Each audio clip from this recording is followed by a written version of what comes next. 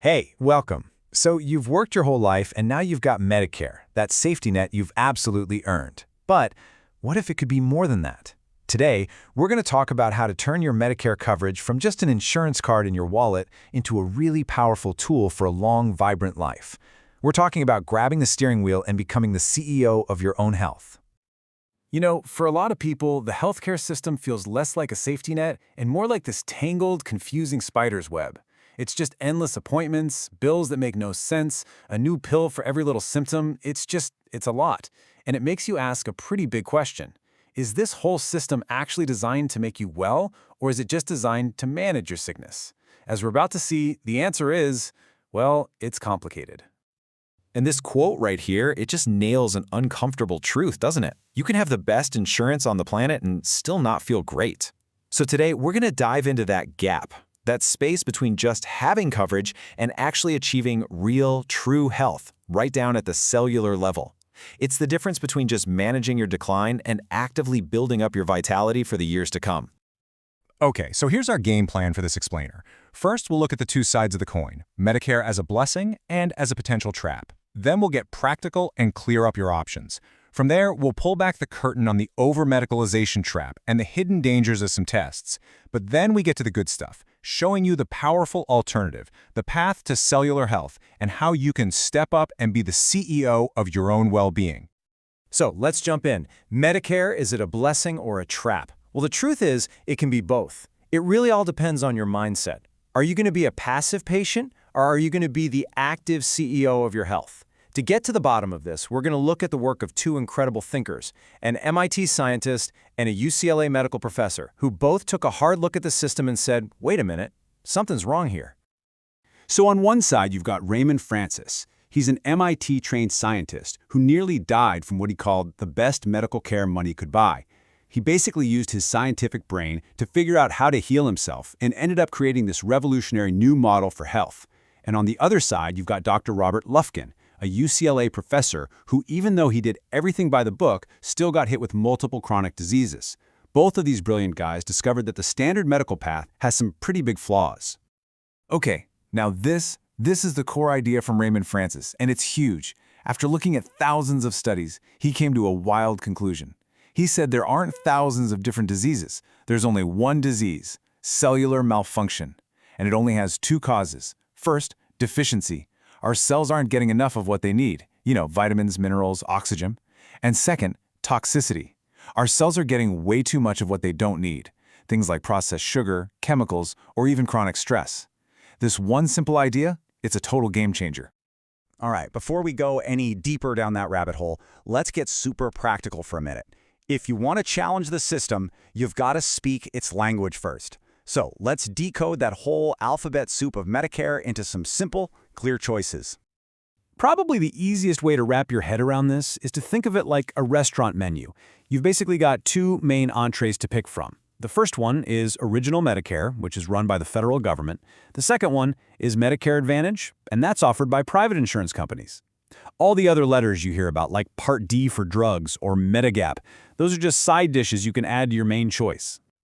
Let's just walk through this table really quick. Original Medicare is parts A and B together.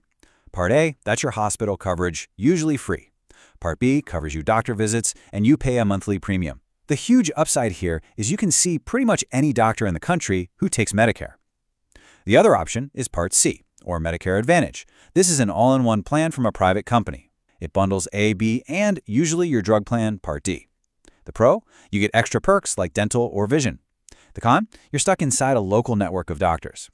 And finally, Medigap is just extra insurance you can buy to cover the costs that Original Medicare doesn't. So when you boil it all down, you've really just got two main paths to choose from. It's a choice between freedom and simplicity. Path one is all about freedom. You take Original Medicare, you add a Medigap plan, and boom, you can see pretty much any doctor or specialist in the entire country. Path two is all about simplicity. You pick an all-in-one Medicare Advantage plan.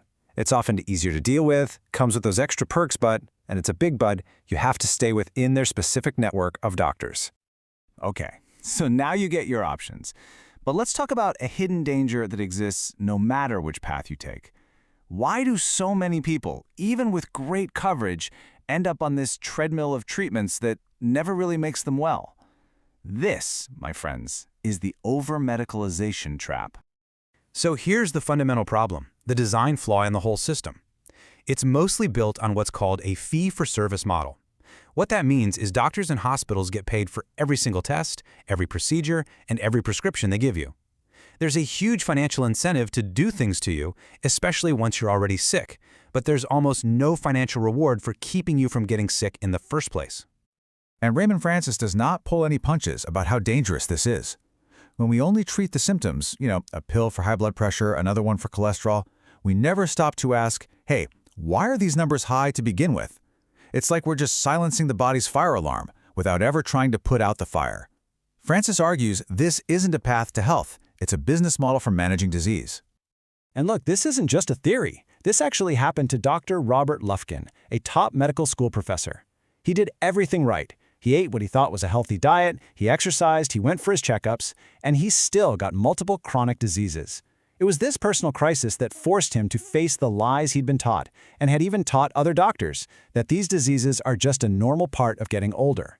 He found out the real root cause was metabolic dysfunction, something that the symptom-based model just completely misses. So, I want you to think of these 3 lines as your personal shield against overmedicalization. Before you just say yes to another test or another prescription, just pause and remember these truths. More care is not always better care, more tests don't always give you more answers, and more drugs don't always equal more healing. Sometimes the smartest and healthiest thing you can do is question it and just give your body a chance to do its thing. Okay, let's zoom in on a perfect example of more is not better. The hidden cost of all the routine medical testing we do, especially when it comes to radiation. So what's this number 400 all about? Well, believe it or not, that can be the amount of radiation you get from one single CT scan of your abdomen. That's the same amount of radiation as getting 400 chest x-rays all at once. We tend to get these scans without even thinking about it, but that dose of radiation adds up over a lifetime, and it's a price our cells literally have to pay. And here's why that matters so much, according to Raymond Francis. Remember his big idea? The one disease is cellular malfunction, and one cause is toxicity? Well, ionizing radiation is a powerful toxin to our cells. It damages our DNA. It messes with our mitochondria, the little energy factories inside our cells. Every time we're exposed, it just adds to the pile of damage, pushing our cells closer and closer to malfunction. Now, this isn't about refusing every test. Of course not. It's about being a smart, informed partner in your own care. So here are some tools. First, ask the single most powerful question. Doctor, will the answer from this scan actually change what we do for treatment? If the answer is no, then you have every right to ask why it's necessary. Also, try keeping a little log of your radiation exposure. And always ask if there are safer options, like an MRI or an ultrasound, which don't use that kind of radiation. Okay, so we've spent a lot of time looking at the traps of the conventional way of doing things. But what's the alternative? This brings us to the most empowering part of this whole discussion, the proactive path of actually creating vibrant, resilient health from the cells on up. And this slide right here, it shows the entire shift in thinking. The conventional view is complicated, right? A different pill for every single problem, all of it focused on just managing symptoms. The cellular view is just beautifully simple. One disease, 2 causes. The goal isn't to manage being sick. The goal is to restore health by giving your cells what they need and taking away what's hurting them. So, how do we actually do this? Raymond Francis makes it really practical. He breaks it all down into 6 clear pathways. You can think of these like the pillars that hold up the entire structure of your cellular well-being. And here they are, the 6 pathways. As you can see, they cover way more than just what you eat. Nutrition and toxin reduction, those tackle the deficiency and toxicity head-on. The psychological and physical pathways are a reminder that things like stress, sleep, and movement are absolutely essential for healthy cells. The genetic pathways about how our choices can literally turn good genes on and bad genes off. And finally, there's the medical pathway, using the system wisely, which is exactly what we're talking about today. So what does this all boil down to? When you put it all together, when you understand the Medicare system and you embrace this philosophy of cellular health, something amazing happens. You make this profound shift. You stop being a passive patient just waiting around for a diagnosis, and you become the active, empowered chief executive officer of your own health. Raymond Francis boiled his entire philosophy down into this one simple formula. Your level of health on any given day is just the sum of all your positive choices minus the sum of all your negative choices. Every great meal you eat adds to your health account. Every night of bad sleep or stressful day subtracts from it. It's a daily balance sheet. And you're the one holding the ledger. And here's the exact same idea just from Dr. Lufkin's point of view. He argues that the master control system for all our cells is our metabolism. When our metabolism is broken, mostly from sugar and processed junk, it creates the inflammation that fuels chronic disease.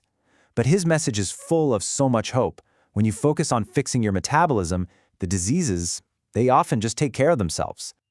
So how do you start acting like the CEO, like right now?